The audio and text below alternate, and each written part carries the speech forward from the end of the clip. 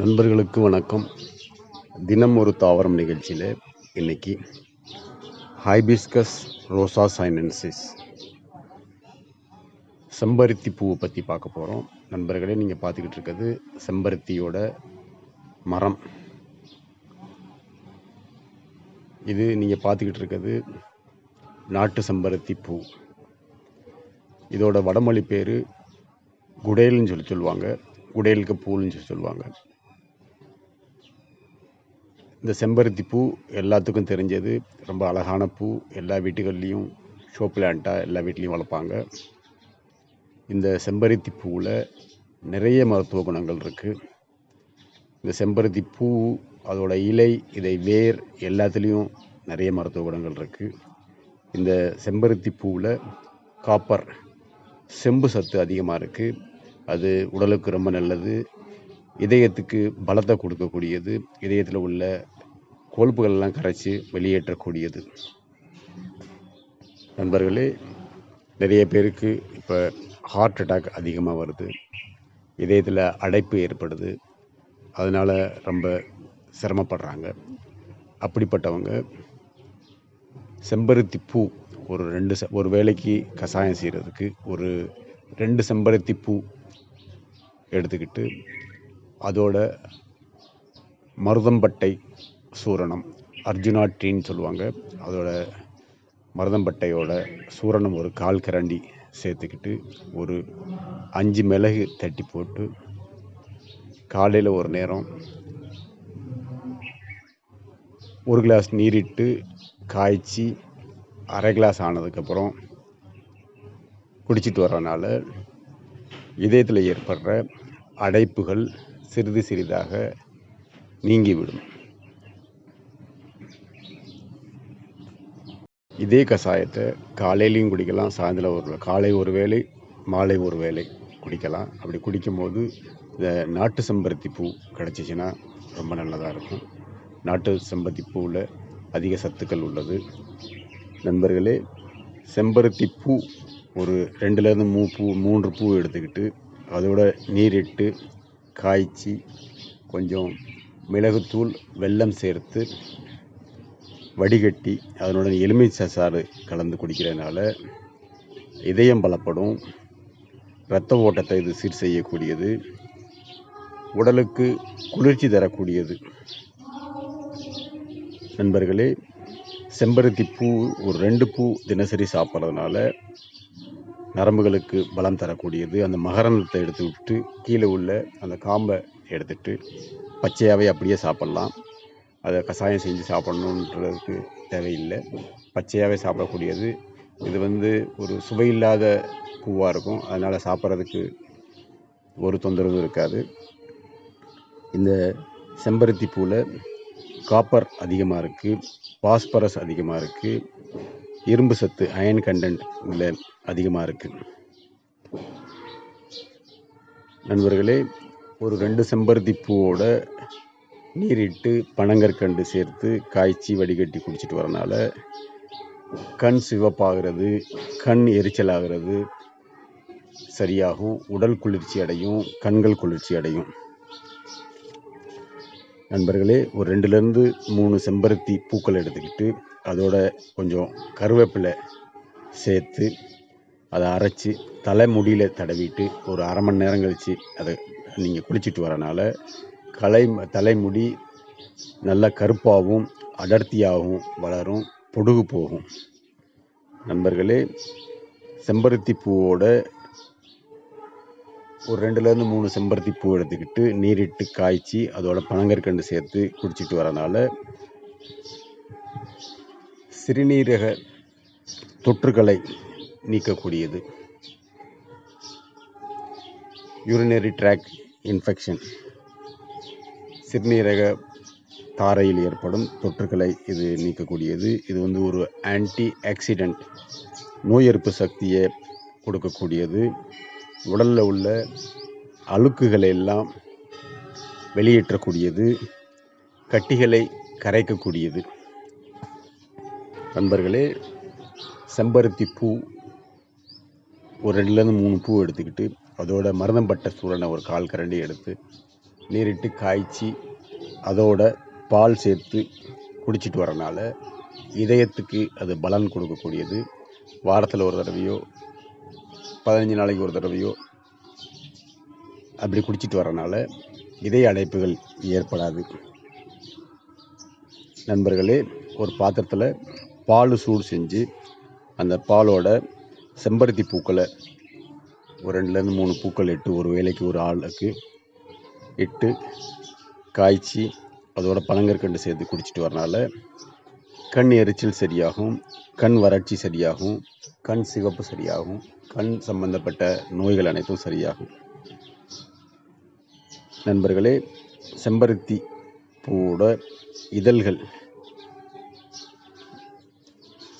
எடுத்துக்கிட்டு 2லேருந்து 3 பூவோட இதழ்கள் எடுத்துக்கிட்டு ஒரு டம்ளர் நீரிட்டு காய்ச்சி வடிகட்டி அதை குடிச்சிட்டு வரனால கணையத்துக்கு இது பலம் கொடுக்கக்கூடியது. கணையத்தில் ஏற்படுற தொற்றுகளை இது சரி செய்யக்கூடியது. சிறுநீரகத்தில் ஏற்படுற தொற்றுகளை இது சரி செய்யக்கூடியது. நண்பர்களே, கோடை காலத்தில் செம்பருத்தி பூவை ஒரு 2லேருந்து 3 பூ எடுத்துக்கிட்டு அதோட கொஞ்சம் ஒரு அரை கரண்டி அதிமதுர பொடி சேர்த்து நீரிட்டு காய்ச்சி குடிச்சிட்டு வரனால உடல் குளிர்ச்சி அடையும். உடலில் உள்ள நீர்ச்சத்து அதிகம் வெளியேறாது. நண்பர்களே, ஒரு பாத்திரத்தில் கொஞ்சம் தண்ணி ஊற்றி அதில் செம்பருத்தி பூ 2லேருந்து 3 பூ போட்டுக்கிட்டு ஒரு 1/4 கரண்டி சீரகம் கொஞ்சம் பனங்கற்கண்டு சேர்த்து காய்ச்சி குடிச்சிட்டு வரனால இரத்த ஓட்டத்தை இது சீர் செய்யக்கூடியது. இரத்த அழுத்தத்தை இது சமன் செய்யக்கூடியது. இந்த செம்பருத்தி பூவில் விட்டமின்ஸ், மினரல்ஸ், அமினோ ஆசிட்ஸ்னு சொல்லி நிறைய சத்துக்கள் இருக்குது. செம்பருத்தி பூவை தேங்காய் எண்ணெயில் இட்டு சிறு தீயில காய்ச்சி அந்த எண்ணெயை தலைக்கு தேய்ச்சி கொஞ்ச நேரம் கழித்து குளிச்சுட்டு வரனால உடல் உஷ்ணத்தை தணிக்கக்கூடியது. முடி உதிர்வை இது தடுக்கக்கூடியது. நண்பர்களே, செம்பருத்தி பூவை அரைச்சி அந்த சாறை தலையில் தேய்ச்சிட்டு கொஞ்ச நேரம் கழித்து குளிக்கிறனால முடி நல்லா பளபளப்பாக இருக்கும், முடி நல்லா வளரும். இது ஒரு ஆன்டி பாக்டீரியல். நண்பர்களே, காலையில் எந்திரிச்ச உடனே ஒரு 2 செம்பருத்தி பூவை நீரிட்டு ஒரு டம்ளர் நீரிட்டு காய்ச்சி அதோட கொஞ்சம் மிளகுத்தூள், கொஞ்சம் இனிப்பு சேர்த்து ஒரு செம்பருத்தி பூ டீ மாதிரி போட்டு குடிக்கிறனால உடல் அசதி சரியாகும், உடல் வலி சரியாகும். இதில் நிறைய சத்துக்கள் இருக்குது. நண்பர்களே, செம்பருத்தி பூவோட ஒரு 2லேருந்து 3 செம்பருத்தி பூவோட ஒரு அரை கரண்டி சீரகம் சேர்த்து நீரிட்டு காய்ச்சி குடிச்சிட்டு வரனால இதயத்தில் ஏற்படுற ஓட்டை சிறிது சிறிதாக மறைந்து இதய ஓட்டை சரியாகும். நண்பர்களே, நிறைய பேருக்கு கை கால் பாதங்களில் வேர்வை அதிகமாக வரும். அப்படிப்பட்டவங்க ஒரு 2 செம்பருத்தி பூவை நீரிட்டு காய்ச்சி கொஞ்சம் இனிப்பு சேர்த்து குடிச்சிட்டு வரனால கை கால் உள்ளங்கால் வேர்வை சரியாகும். நண்பர்களே, செம்பருத்தியோட இலைகள் பழைய காலங்களில் செம்பருத்தியோட இலைகளை அரைச்சி தலையில் பூசி கொஞ்ச நேரம் கழித்து குளிப்பாங்க. அந்த செம்பருத்தி பூவோட இலைகளில் நிறைய நுரைகள் வரும், சோப்பு மாதிரி நுரைகள் வரும். அதனால் இது ஒரு சீகக்காய் மாதிரி யூஸ் பண்ணுவாங்க. சீகக்காயோடு சேர்த்தும் இந்த செம்பருத்தி இலைகளை காய வச்சு பொடி செஞ்சு சீகக்காயோட சேர்த்து குளிக்கலாம். அப்படி செம்பருத்தியோட இலைகளை அரைச்சி அதோட கொஞ்சம் சீகக்காய் சேர்த்து முடிகளில் ஒரு தலையில் ஒரு பேக் மாதிரி முடியில் போட்டுருந்துட்டு கொஞ்ச நேரம் கழித்து குளிக்கிறதுனால முடி கொட்டுறது நிற்கும், முடி நல்லா வளரும், பொடுகு போகும். நண்பர்களே, செம்பருத்தியோட இலைகள் அதோட நரம்புகளை எடுத்துட்டு அதோட கொஞ்சம் சோற்று கற்றாழையோட ஜெல், நடுப்பகுதியில் ஜெல் இருக்கும், நம்ம அதுக்கு முன்னாடி சோற்று கற்றாழையை பற்றி பார்த்துருக்கோம், அதையும் சேர்த்து அரைச்சி தலையில் ஒரு முடியில் ஒரு பேக்காக போட்டு கொஞ்ச நேரம் கழித்து குளிக்கிறனால உடல் குளிர்ச்சி அடையும். இது ஒரு கண்டிஷனராக செயல்பட்டு தலைமுடிகளை சுத்தம் செய்யும், முடி நன்றாக வளரும். நண்பர்களே, கோடை காலத்தில் செம்பருத்தி பூவோட கொஞ்சம் சந்தனம் சேர்த்து அரைச்சி அந்த கலவையை சிறிது நீரிட்டு காய்ச்சி குடிச்சிட்டு வரதால உடல் குளிர்ச்சி அடையும், வலியுடன் சிறுநீர் வெளியேறது சரியாகும், யூரினரி ட்ராக்டில் ஏற்படுற இன்ஃபெக்ஷன் சரியாகும், உடலிலிருந்து அதிக நீர் வெளியேறுவதை கோடை காலத்தில் தடுக்கும். நண்பர்களே, செம்பருத்தி பூ கிடைக்காட்டினா செம்பருத்தியோட இலைகள் ஒரு 5லேருந்து 6 இலைகள் எடுத்து அது சிறு துண்டுகளாக நறுக்கி நீரிட்டு காய்ச்சி குடிச்சிட்டு வரனால எரிச்சலோடு சிறுநீர் வெளியாவது சரியாகும், சிறுநீர் தாராளமாக வெளியேறும். இது ஒரு டையூரிக், சிறுநீரை பெருக்கி வெளியேற்றக்கூடியது, சிறுநீர் தாரையில் ஏற்படும் தொற்றுகளை இது சரி செய்யக்கூடியது. நண்பர்களே, செம்பருத்தி பூவில் காப்பர் சத்து அதிகமாக இருக்குது. அது இதயத்துக்கு பலம் கொடுக்கக்கூடியது. அதில் நார்ச்சத்து அதிகமாக இருக்குது. இது மலச்சிக்கலை போக்கக்கூடியது, உடலில் உள்ள கழிவுகளை வெளியேற்றக்கூடியது. இதில் ஆன்டி ஆக்சிடென்ட்ஸ் நிறைய இருக்குது.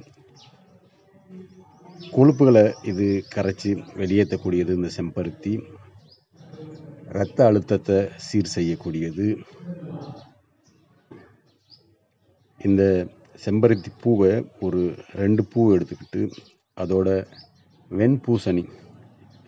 வெண்பூசணியோட சதைப்பகுதியை மட்டும் ஒரு 50 கிராம் வரைக்கும் சேர்த்துக்கிட்டு நீரிட்டு பனங்கற்கண்டு சேர்த்து காய்ச்சி வடிகட்டி குடிச்சிட்டு வரனால பெண்களுக்கு மாதவிலக்கு நேரத்தில் ஏற்படுற அதிக இரத்தப்போக்கை இது குறைக்கக்கூடியது, பெண்களுக்கு ஏற்படும் வெள்ளைப்போக்கு ஒயிட் டிஸ்சார்ஜை இது தடுக்கக்கூடியது.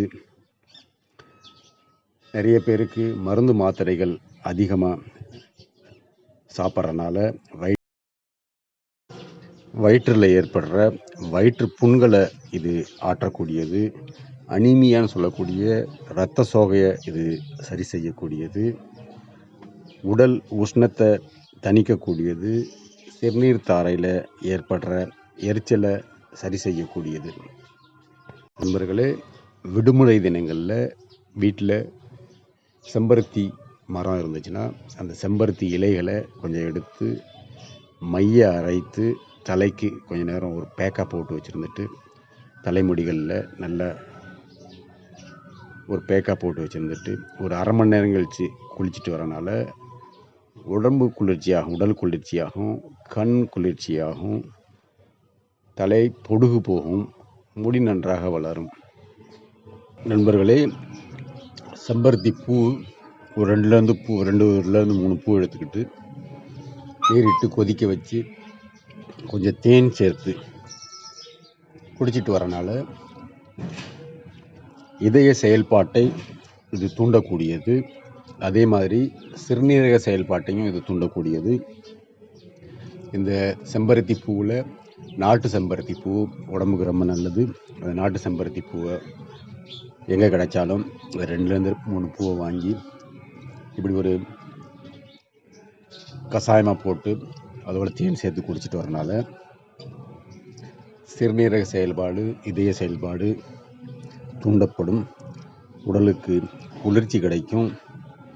அது மட்டும் இல்லாமல் இரத்த சோகை உள்ளவங்களுக்கு சிவப்பு அணுக்களோட எண்ணிக்கை கூடும். நண்பர்களே, வில்வ இலை பார்த்துருப்பீங்க, பேல் ட்ரீன்னு சொல்லுவாங்க.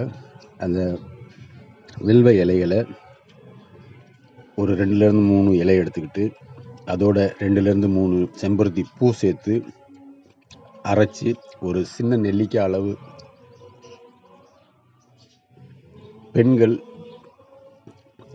மாதவிலக்கு நேரத்தில் சாப்பிட்டுட்டு வரனால பெண்களுக்கு மாதவிலக்கு நேரத்தில் ஏற்படுற அதிக இரத்தப்போக்கை குறைக்கக்கூடியது. இதே இலைச்சாரோட கொஞ்சம் தேன் கலந்து பெண்கள் குடிச்சிட்டு வரனால சாப்பிட்டுட்டு வரனால பெண்களுக்கு வெள்ளைப்போக்கு சரியாகும். நண்பர்களே, செம்பருத்தி பூ ஒரு 2லேருந்து 3 பூ எடுத்துக்கிட்டு ஒரு 50லேருந்து 100 கிராம் வரைக்கும் வெண்பூசணியோட சதை பகுதியை எடுத்து கொஞ்சம் நீரிட்டு அதை நல்லா மிக்சியில் அரைச்சி ஒரு சாறு மாதிரி எடுத்துக்கிட்டு அதோட கொஞ்சம் இனிப்பு சேர்த்து குடிச்சிட்டு வரனால உடல் உஷ்ணத்தை இது தணிக்கக்கூடியது, உடல் சோர்வை போக்கக்கூடியது இந்த பானம். அது மட்டும் இல்லாமல் பெண்களுக்கு வெள்ளைப்போக்கை இது சரி செய்யக்கூடியது.